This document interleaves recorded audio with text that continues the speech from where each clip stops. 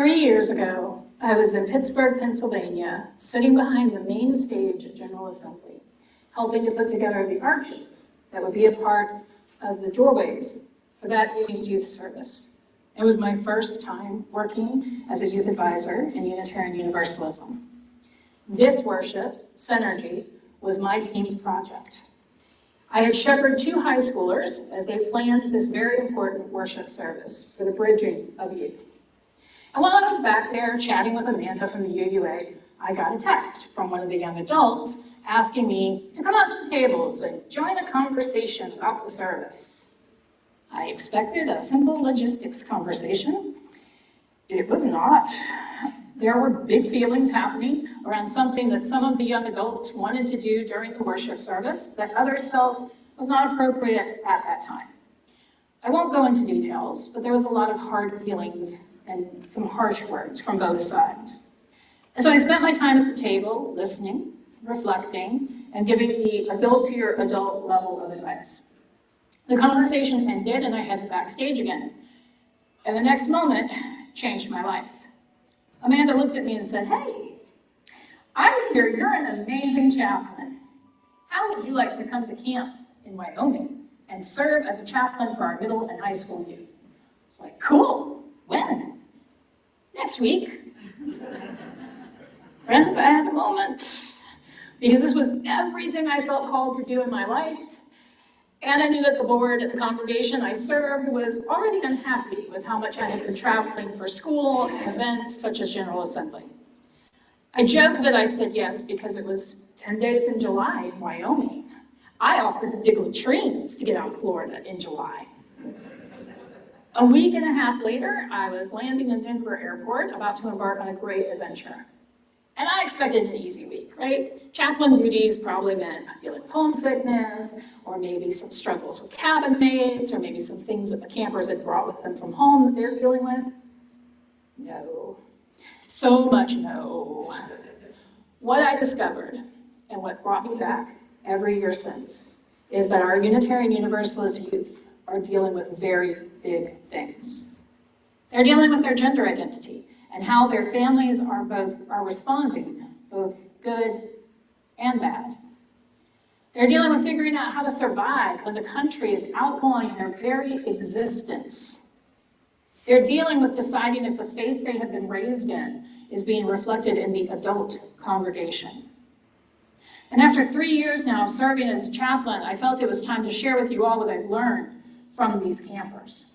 Not just campers. These youth and young adults, they're the heartbeat of our faith, not the future, the now, the present, the way we survive or don't. Perhaps like me, your church camp experience was not UU. I will admit I had a very big learning curve my first year. My camp experience had been in the Assemblies of God, so very different. So what happens at a Unitarian Universalist youth camp? We start our day together in front of the dining hall, where a meal blessing is shared by either a chaplain or a camper. We eat, the staff team has a meeting, and then we transition to Spirit Circle. And you all got a little chance to taste that. It is a time for fun songs, energizers, which are not my favorite part because I am not awake enough yet, and then announcements. When we do Spirit Circle, it is in a very large field with 50 to 60 campers, and very loud. We then split up into workshops, some groups doing a service project during this time for the campground. And workshops are always related to our theme for the week. This year, it was pluralism. So we had options for workshops like pluralism cake, hiking, jam band, sand mandalas, mindful movement, fire building and safety, and improv. All workshops were structured. They had opening words and activity, and then closing words. After workshops, we had justice and inclusion time. And each day had various activities and discussions around our values. And I want to share an interesting tidbit that I found out this year. In one of our value voting sessions, and this is when we say, this side is agreed, this side is disagreed, line yourselves up appropriately, I discovered that most of our youth felt that TikTok is bad for youth. Because, and this is what they said, it's easy to get into an echo chamber, and the amount of alt-right content that is continually being pushed onto youth algorithms. And 90% of our campers don't have TikTok. Another powerful moment was when we had youth write down their identities and the societal pressures they deal with because of it. We dealt with three different sessions of that. One was gender identity, one was neurodivergence or disability, and one was race. For many of our youth, when it comes to gender identity, they feel immense pressure to fit into the gender stereotypes, regardless of where they were on the spectrum. Justice and inclusion time leads into lunch with another meal blessing, and then it's off to rest ministry, which is one of my favorite times. Rest ministry is an hour of quiet time in their cabins, being monitored by leadership staff, the 25 and up staff, so that their counselors can get an hour off to go shower and do other things. After rest ministry, it's time for activities. And now at Quest, the one in Wyoming, those activities included basketball, gaga ball, friendship bracelet making, which is always a hit, reverse tie-dye, and sometimes a hike. At Camp Blue Boat in Idaho, the main activity is swimming and boating with crafts available as well. These are the times I've had some of the best conversations with our youth because we're relaxed and hanging out. I had like a half-hour-long conversation with the youth sitting in the water at the lake. It was great. After activities, we go into spiritual practices. Some groups are tagged with planning worship during this time, and the rest of the campers get to do things like writing a prayer or blessing, a guided journaling activity, pluralism and tarot, nature meditations, and building nature altars. I got to lead prayer writing at Quest, and let me tell you, these kids. One of our rising sixth graders, Evan, wrote the following and shared it as a meal blessing the next day. We all came here from somewhere. We came from far away. We came from just down the road. We came from Colorado, Utah, Kansas. We came from the cities, the mountains, the towns. Even if we all come from different places around the state, country, even globe, when we all come together to one worship, meal, camp, it is truly magical. Every one of us, let this food bless all of us in our time here at camp. Yo, I cried. His big sister cried all through dinner. It was, he's this big, like this big, little tiny baby kid. After spiritual practices, we have gaggle groups, which are basically just small group ministry. And they're sorted not in their cabin groups, so it gives them another chance to have another group, but they're either high school or middle school. Gaggle groups have the whole script, chalice lighting, check-in with questions, and an activity, and then a closing. Let me tell you, these groups get deep fast. These kids go from barely knowing each other on Sunday afternoon to sharing deep secrets, not secrets, but deep thoughts and concerns that they have by Wednesday. Each gaggle group is responsible for participating in the service project, which is either an activity at the campground to help the campground or postcard writing, and planning a worship. My gaggle at Quest had the final worship. One of my high schoolers, Maddie, wrote the following to share.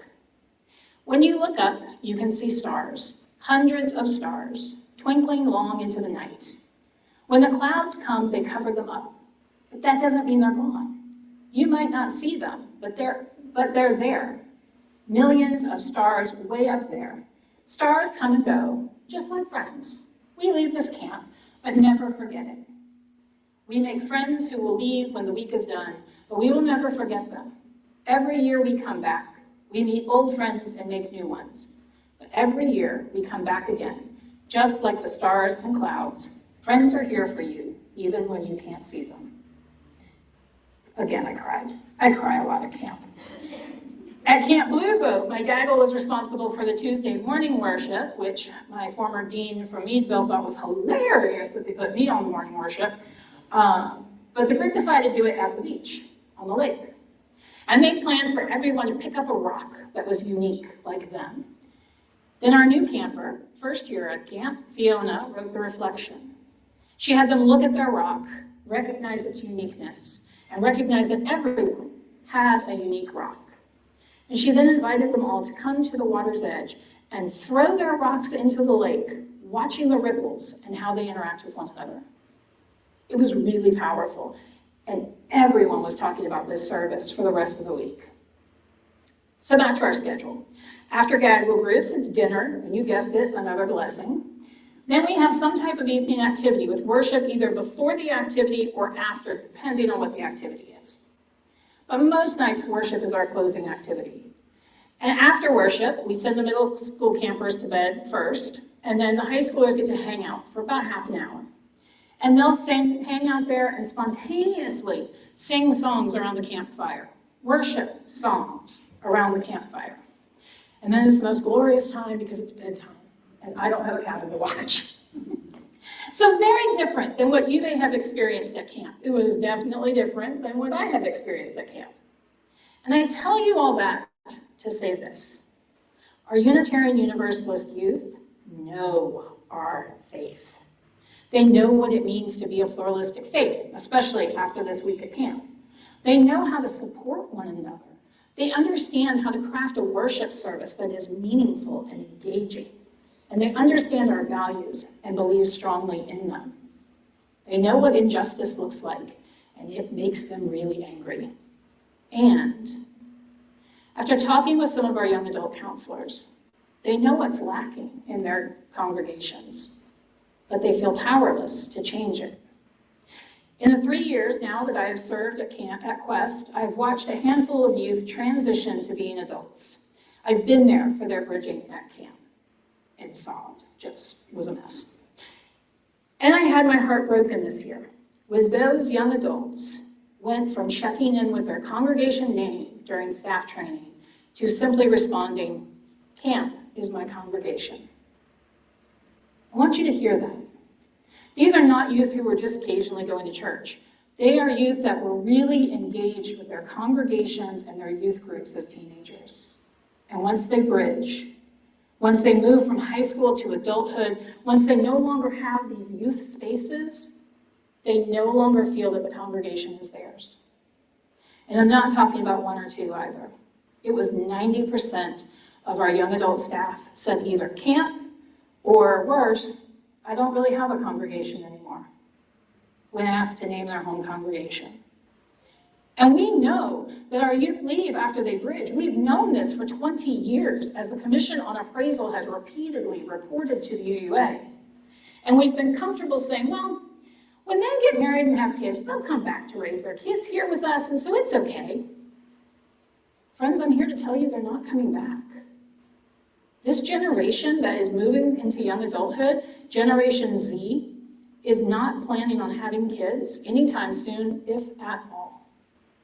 And they are yearning for community, and they're not finding it with us. Many of you know this is my soapbox and has been for a while. It is what informed my doctorate of ministry. I have shouted this from the rooftops anytime anyone asks me about how we keep youth and young adults.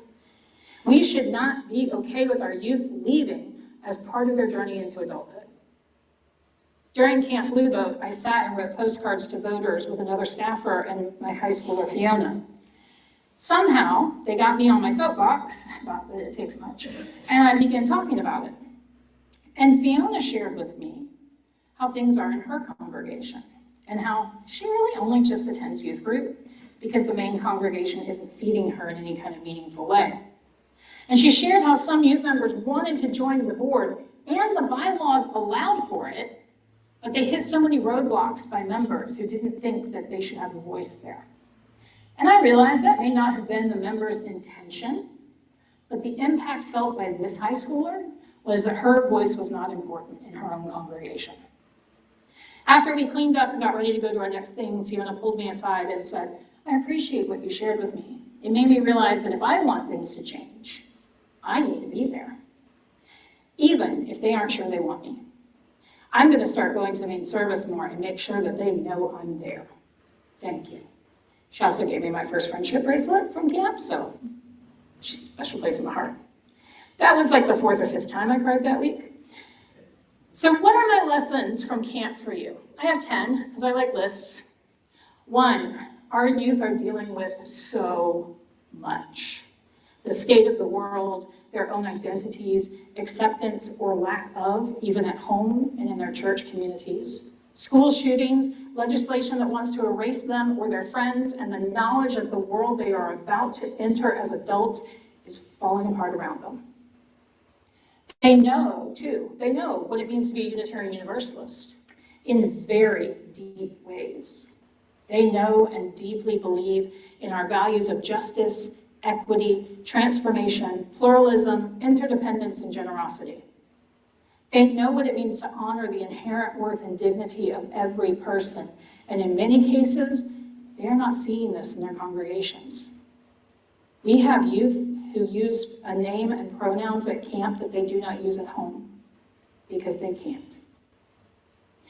3, they want to be here. They want to be in communities where they can be themselves and be accepted and honored for that. They want to contribute. They want to be in and create safe and supportive and brave spaces to work out this faith and live into it.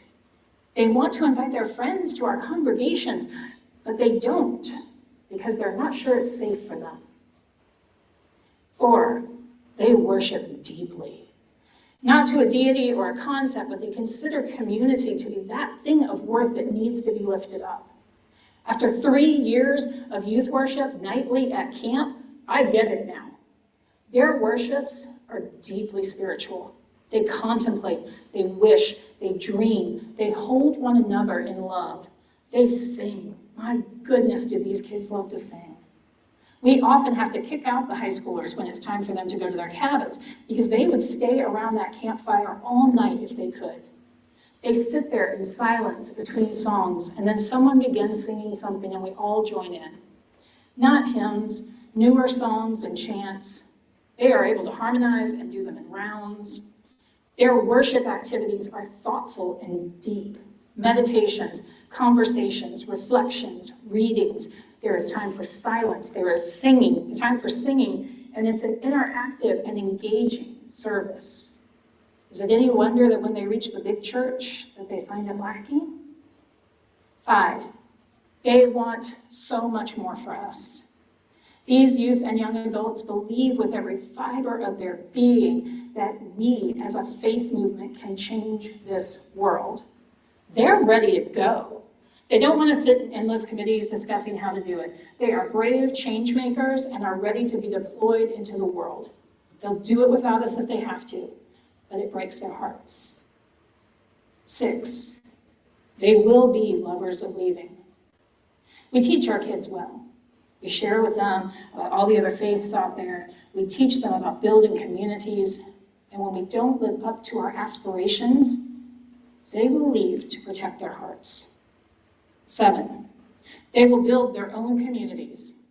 One of our counselors at Quest has said that he'd love to arrange for a young adult camp where they come up for a weekend or a week to the campground that we use and help the camp manager do the work. And they'll do this work for free in exchange for accommodations. This is the same young adult who told me that camp is his congregation because it's where he gets to really worship. And that's a direct quote. Our young adults are organizing on their own. That may or may not be within our institutions. I recently got pulled in as a pastoral care support to a young adult activist team. And let me tell you, they are getting some stuff done. It's exhausting, but they're doing great. 8, they may not come back. Congregations who still call the young adults millennials are completely out of touch. That generation is now in their 30s and 40s. They are the last of our youth to return.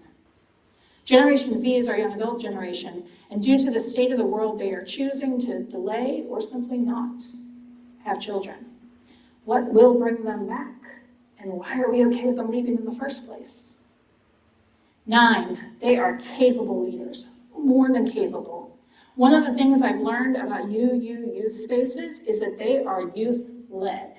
Sure, there are adults to supervise and guide them, but everything at camp, and from what I hear it's the same in most youth groups, is led by the youth for the youth. Even in our various content teams for camp, the youth and the young adults that are on them make the decisions. Other than the opening worship, which is designed by the Spirit team, which also has young adults on it, all worship that we do at camp, all of it, is planned by the youth that week. 10, we need them more than they need us. Unitarian Universalism, much like many other denominations, has an aging problem. As our adults get older, if our youth are not there to step into those roles, who will? And I constantly hear from congregations that there just aren't enough volunteers to fill all the positions. Our youth are here to tell us that there are other ways of doing things than the way that we've been doing them. And spoiler alert, according to them, it does not require endless committee meetings that happen in the middle of the day. Will we listen? I hope so. Friends, I wish each of you could have a UU youth camp experience. Because if all adult UUs, especially those who came out of another tradition or came in with no church experience, could have this deeply connected and deeply spiritual experience, I believe it would change us. It changed me. And by changing us, then we could change the world. Let us not ignore the wisdom coming out of both the Generation Z, our young adults, and Generation Alpha, our current youth and children, when it comes to our faith. Because if we do, it will be at our peril. May we be open to hearing from the heartbeat of our faith. May we be open to being truly welcoming as they transition from youth to young adulthood. And may we all be blessed by those connections. Amen. Blessed be, and may it be so. And now please rise as you're willing and able and join us for our closing hymn, number 389, Gathered Here.